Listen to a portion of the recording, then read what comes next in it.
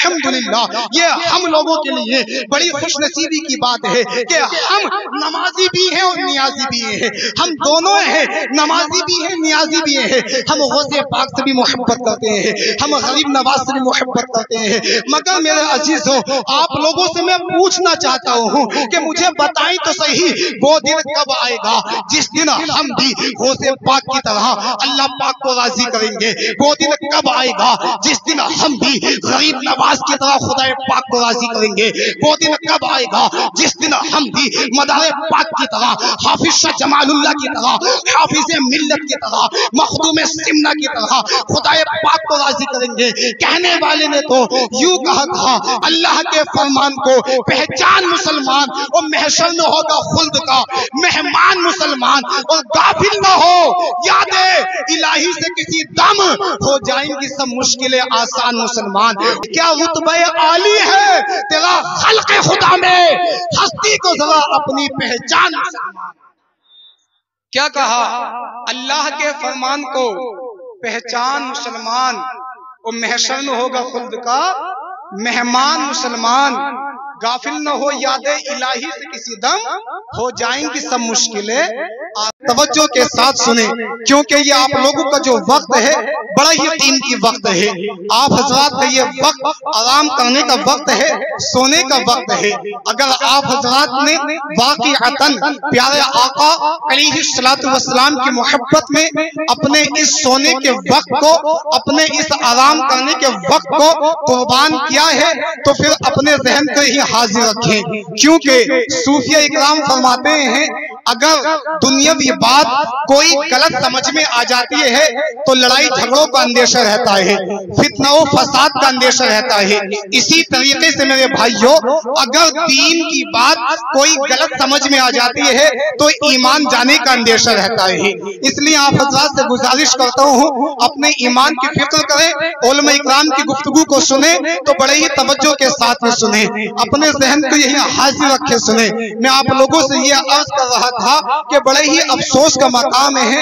کہ جناب آج کے اس پرفتن پرآشوب دور میں لوگ اخروی زندگی کو سنوارنے کی بجائے، آخرت کی زندگی کو ٹھیک کرنے کی بجائے دنیاوی زندگی کو سنوارنے کی کوششیں کر رہے ہیں۔ اللہ اکبر! کچھ لوگوں کا مائنڈ، کچھ لوگوں کا ذہن بس یہ بن چکا ہے ہمیں دنیا کے اندر رہنا ہے، کھانا ہے، کمانا ہے، بس یہی سب کچھ کرنا ہے۔ میرے بھائیوں کچھ لوگوں کا ذہن یہ بن چکا ہے کہ ہمیں دنیا کے اندر بڑی بڑی گاڑیوں میں سفر کرنا یہی کامیابی کی دلیل ہے۔ کچھ لوگ یہ سوچتے ہیں ہوائی جہاز میں سفر کرنا یہ کامیابی کا زینہ ہے، پراپرٹی خریدنا یہ کامیابی کا راز ہے، مکان بنانا یہ کامیابی کا زینہ ہے۔ میرے بھائیوں میری گفتگو کو غلط نہ سمجھیں، آپ حضرات یہ نہ سمجھیں کہ جناب دیکھو تو صحیح مولوی صاحب دولت کمانے کے لیے منع کر رہے ہیں یا بینک بیلنس اکٹھا کرنے کے لیے منع کر رہے ہیں یا مکان بنانے کے لیے منع کر رہے ہیں۔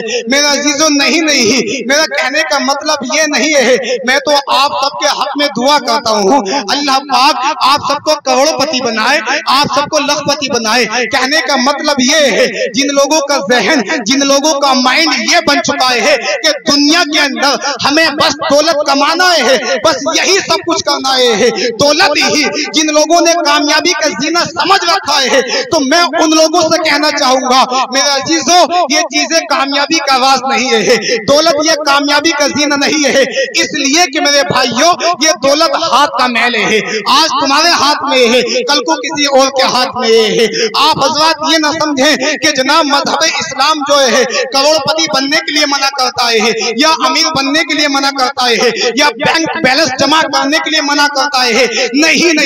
میرے بھائیوں ہمارا مذہب تو خوب اجازت دیتا ہے خوب ترقی کرو۔ مذہب اسلام تو یہ کہتا ہے خوب بلندی حاصل کرو، خوب کامیابی حاصل کرو، مگر میرا عزیز ہو مذہب اسلام یہ بھی پیغام دیتا ہے کہ اسلام کے ماننے والوں، اسلام کا نام لینے والوں، مذہب اسلام کے نام پر مچل جانے والوں، یاد رکھنا سچویشن ایسی بھی آ سکتی ہے، اسلام کی خاطر قربانیاں بھی دینی پڑ سکتی ہے، اسلام کی خاطر تجوریاں بھی کھولنی پڑ سکتی ہے، اسلام کی خاطر مال و منال بھی قربان کرنا پڑ سکتا ہے، اسلام کی خاطر تمہیں اپنے عزیز و اقارب کی قربانیاں بھی پیش کرنی پڑ سکتی ہے۔ میرے بھائیو، اگر ایمان والے ہو تو ان سب چیزوں کے لیے تیار رہنا۔ جب تمہاری دولتوں کا مقابلہ، جب تمہارے بینک بیلنس کا مقابلہ، جب تمہاری اولادوں کا مقابلہ، جب تمہاری تجوریوں کا مقابلہ، جب تمہارے مال و منال کا مقابلہ دین مصطفیٰ سے ہو جائے تو اس وقت ان سب چیزوں کو ٹھکرا دینا اور آگے بڑھ کر دین مصطفیٰ کو چوم لینا۔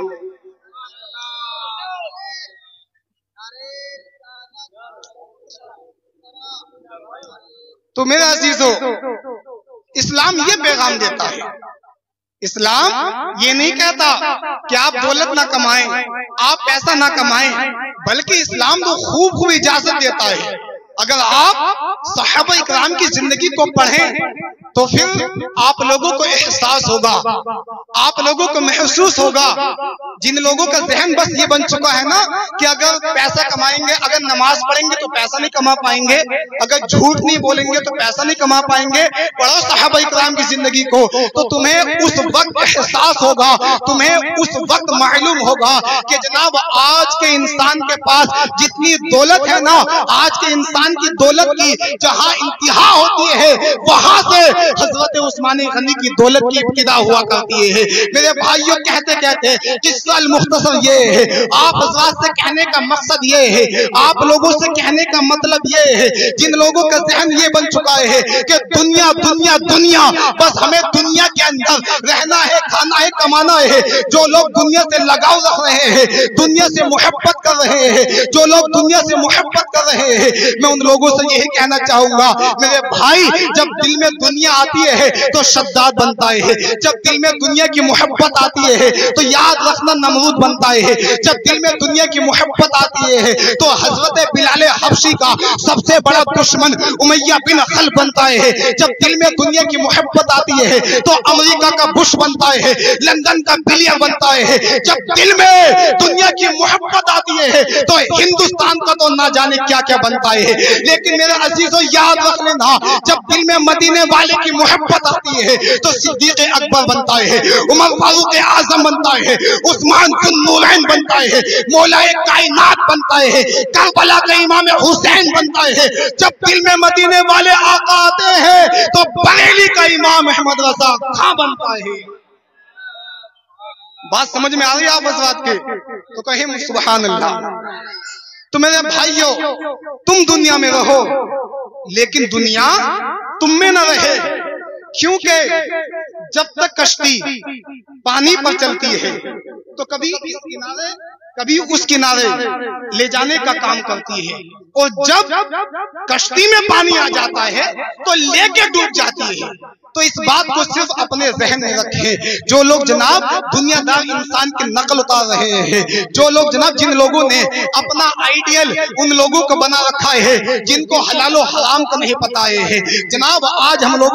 لوگ ان لوگوں کو فالو کر رہے ہیں جو اپنی بہن بیٹیوں کے سامنے برہنہ گھومتے ہیں۔ آج ہم لوگوں نے ان لوگوں کے کلچر کو اپنے اندر داخل کر رکھا ہے جن کی دنیا بھی خراب ہے، جن کی آخرت بھی خراب ہے۔ میرے بھائیوں، افسوس کی بات یہ ہے آج ہم نے خدا کے فرمان کو بھلا دیا، رسول پاک کی سنتوں کو آج ہم لوگوں نے بڑا ہی حقیر نظر سے دیکھنا شروع کر دیا ہے۔ کہنے والے نے تو یوں کہا تھا، قلب میں سوز نہیں، روح میں احساس نہیں، کچھ بھی پیغام محمد کا تمہیں پاس نہیں، اور دن لہو میں کھونا تجھے، شب صبح تک سونا تجھے، شرم نبی خوف خدا یہ بھی نہیں وہ بھی نہیں۔ تو کہنے کا مقصد مقصد یہ ہے، کہنے کا مطلب یہ ہے جب تک دنیا میں رہو اللہ تبارک و تعالی سے محبت کرتے رہو، جب تک دنیا میں رہو پیارے آقا علیہ السلام کی سنتوں پہ عمل کرتے رہو۔ دیکھو یہ ہم لوگوں کے لیے بڑی خوش نصیبی کی بات ہے،